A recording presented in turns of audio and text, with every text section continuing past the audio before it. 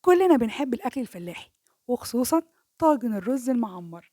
النهارده هنعمل طاجن الرز المعمر بطريقة سهلة قوي، ما فيهاش أي صعوبة، وهتحبي تعمليه على طول ومش هتستغنى عن الطريقة اللي أقولك عليها. هيطلع معاكي مفلفل وكل حباية لوحدها وشاربة كده من اللبن والقشطة.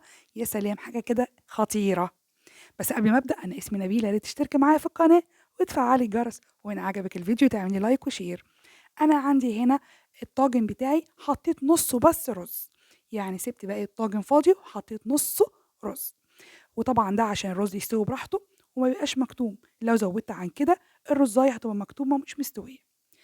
فطبعا اتفق ان من الاول كده ان نص الطاجن بيبقى رز، والرز ده مغسول ومتصفي.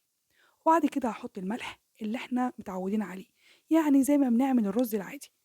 الملح هنا انا عندي 3 كوبايات رز، هحط 3 معالق من الملح. والخطوه المهمه قوي اللي عاوزه اقولك عليها هي معلقه من السكر. المعلقه السكر دي ما هي اللي هتوضح لي وتربط لي كل المكونات مع بعضها. مش هيبقى الرز مسكر ولا حاجه، مش هيظهر طعم السكر في الرز، ولكن هو اللي هيبرز. معلقه السكر دي هتبرز لي طعم اللبن وطعم السمنه والقشطه، وهيربط لي المكونات مع بعضها، وهيديني كده يعني نكهه خطيره. جربيه ومش هتندميه. انا بقالي اكتر من 20 سنه بستخدم الوصفه دي وبالطريقه دي.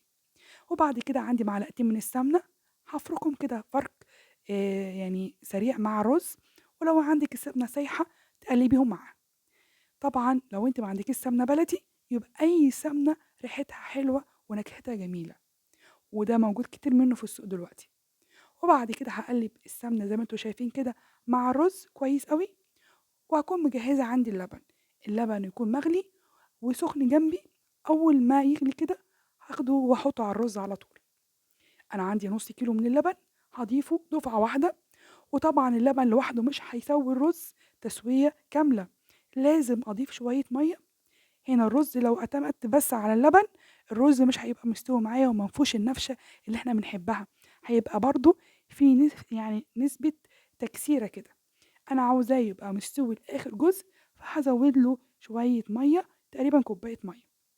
وبعد كده هاجي لدور القشطة. القشطة دي أنا مجمعاها من على وش اللبن. لما بغلي اللبن وأحط في التلاجة، تاني يوم بشيل الوش بتاع القشطة من عليه وبحطها في علبة عندي بستخدمها في أي وقت بحبه. بعد كده هحط القشطة وأبدأ إن أنا بالمعلقة كده أدخل كله في بعضه كده، وأكون مسخنة الفرن كويس أوي أوي أوي. الرز المعمر بيحتاج فرن سخن. وبعد كده اكون ادخلها الفرن. لو انت الفرن بتاعك الشوايه لوحدها والفرن تحت لوحده، هتشغلي الشوايه الاول طبعا، وبعدين هياخد وش معاكي ويدي الختمه بتاعه الجميله اللي احنا بنحبها دي. وبعدين تشغلي تحت. اول ما يتشرب معاكي هتوطي عليه ويستوي خالص. لو انت عندك الاتنين مع بعض يبقى اوكي، اعمليه الاتنين مع بعض وهيطلع خطير. جربيه وادعيلي. فظيع. هتعمليه اكيد.